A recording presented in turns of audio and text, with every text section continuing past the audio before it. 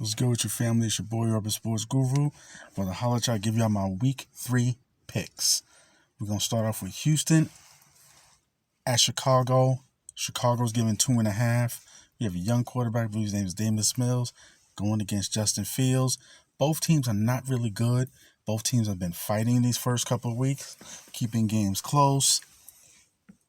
Chicago had a bad call going against their way against Green Bay.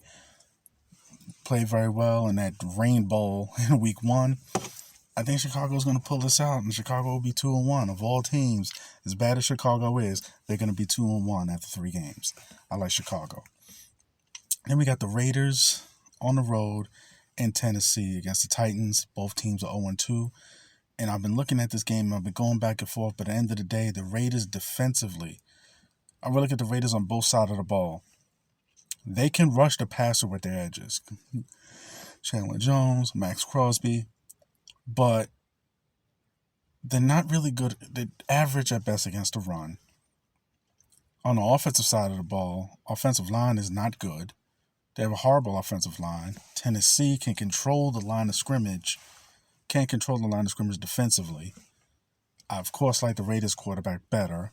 I like the skill positions better. But I think this is going to be Derrick Henry's ball game.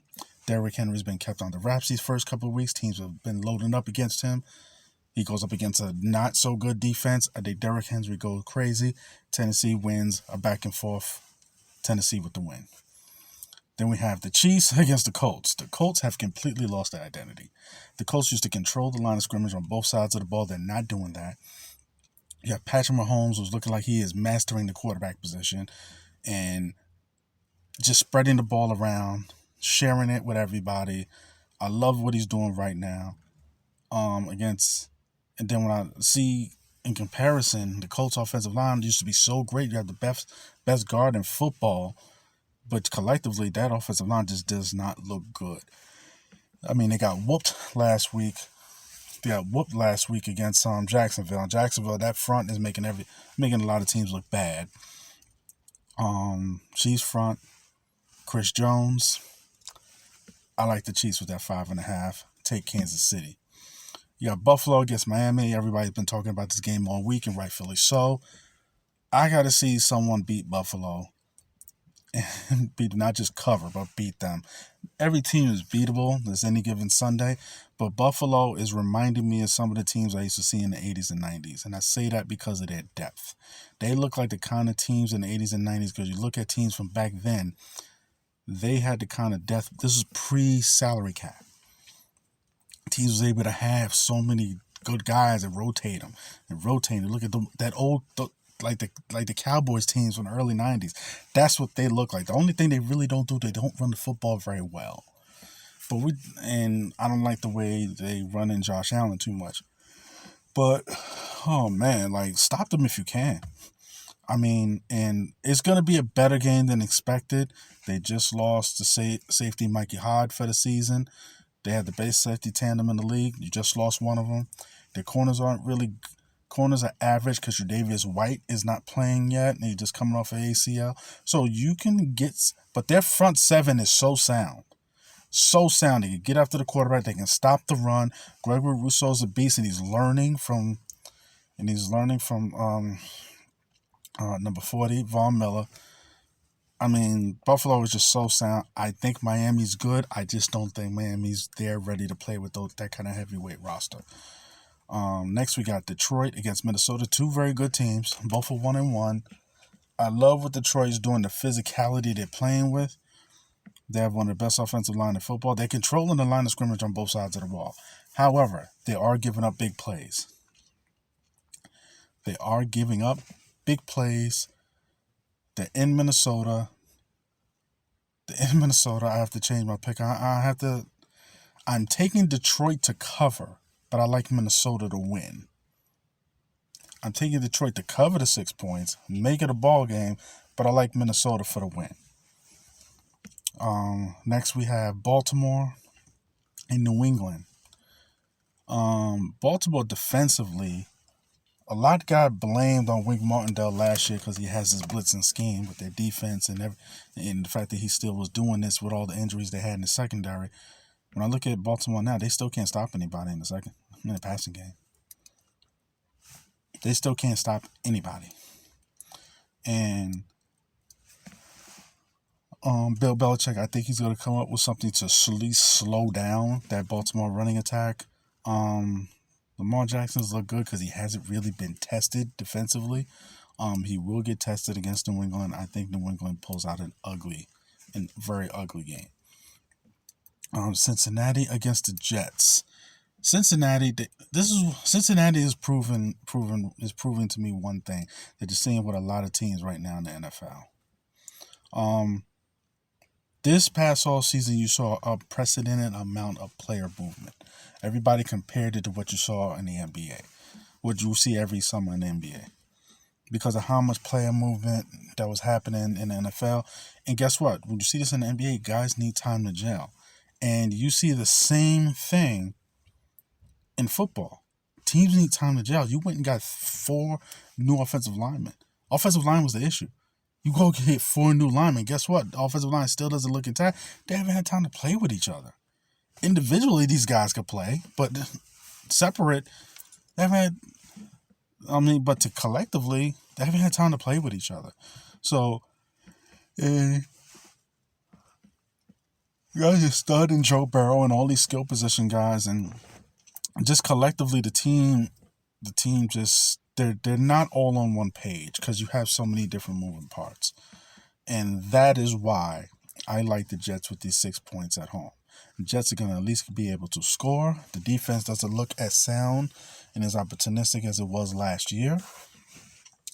Defense did so much to keep them in games last year. A lot of people didn't realize that. They're realizing that now. But since he may win, but I like the Jets to cover the 6 points. Then you have Philly at Washington. Washington got whooped up front last week. Philly has one of the best offensive lines of football. And Jalen Hurts is just a playmaker. He's gotten better with delivering the football, especially when you have a number 1 receiver like A.J. Brown. And Washington, I just don't think they could stand up. I just don't think they could stand up against them. Philly looks like the best team in the NFC. They do. They just do. I'm calling a spade a spade. I like Philly with the 6.5. Then you have New Orleans at Carolina. New Orleans is given 2.5. Carolina's not far away, in my humble opinion. They're not really that far away. They played a mistake-prone game against my Giants last week. A game that, without those mistakes, they could have, should have, and won that football game. Even though it's my Giants, I got to keep it real. Then you got New Orleans. They have a stout defense.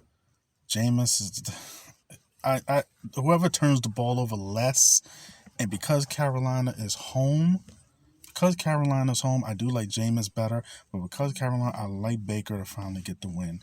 I like Carolina. Then we have the Chargers at home against Jacksonville. I like both young quarterbacks. I do like Trevor Lawrence better, and the way that defensive front is playing for Jacksonville, I would love to see them against a good old line, good decent pass blocking old line like what they have in for the Chargers. Justin Herbert. You have all the weapons there. And I think this is going to be a high-scoring game. I do like the Chargers eventually to pull this out, given 3. You have the Rams coming to Arizona to play the Cardinals. Kyler Murray pulled the rabbit out the hat last week against the Raiders. Electric performance. Now you got the champs coming home. The Rams have owned them recently. I think because of the way they're able to get pressure up the middle with the baddest man out there, Aaron Donald. And I don't see that changing. I do want to see them run the football more, continue to be more physical, build upon that. I like the Rams giving 3.5. Now we have which shouldn't be a good game, Atlanta on the road against Seattle. I like Seattle simply the fact that they're home. Both teams are not really that talented, but I like Geno Smith at home over Mariota on the road. Then we have the Packers on the road against Bucks. Packers have not really looked that good against the Bucs with all of their players. When they missed their tackles in the playoffs and early in that year, they got smacked against the Bucs. The Bucs defense looked really, really good. They don't rush the passer as well. What has me concerned about the Bucs is injuries already. Hakeem Hicks, he's not in Ndamukong Suh, and he's already injured. He's not going to be playing. Which, if the Packers are able to establish a running game, that can change things. However, the Bucs only given one. Neither team has dynamic receivers right now because of injuries and just bad decision making. I give a slight edge, 17-13 to Tampa. Then we have the 49ers who have Jimmy G. I feel sorry for Trey Lance, but the second they kept Jimmy G, I felt it was doomed for Trey Lance one way or the next. And unfortunately, he's got himself injured. Everybody's talking about next year being the same situation. I think you ruined them. My personal opinion, I think you ruined him. But the team, however, is responding to him because, hey, he has played well for him. He has played well for him. For the life of me, outside of Jimmy G's injuries, why did you use all these picks for Trey Lance? You could have went and used that picks for something else. I mean, it's not like you were far away. This is a Super Bowl caliber roster. I mean, I don't know. 49ers are loaded. You play a loaded roster in Denver, but Denver just don't seem to have everything together right now. They really don't. They can run the football very well, but they don't seem to be able to punch it in once they get into the red zone. Nathaniel Hackett, to me, looks like he's over his head. Russ, I think, has to establish himself better, establish himself more before this season gets completely out of hand. Because it can, and particularly in the AFC, this season can get out of hand. Because of that, they need this. Denver needs this more right now than San Fran. I like Denver to get a close victory. Then we have Monday night. You have the Cowboys against my guys, my New York Football Giants. Daniel Jones is missing a lot of throws. He's missing a lot of opportunities. Last week's games, we got 2 fumbles, and we ended up getting 2 field goals. A lot of that was because of opportunities that he has missed. Because of opportunities that he has missed out there. Now we go against a Dallas who defensively is good against the pass, not very good against the run. You can run it at him, and their quarterback, he's making timely, at least last week you saw he'll make timely throws. The Giants defense has been very opportunistic and great on third down. We're playing in New York. I will never ever root for the Cowboys. Fuck the Cowboys. I'm rolling with my boys. I'm taking my Giants. Those are my picks. Those are my week 3 selections. Let me know what you feel. Hit the like, hit the subscribe. It's your boy, Urban Sports Guru. I'm out. Salute.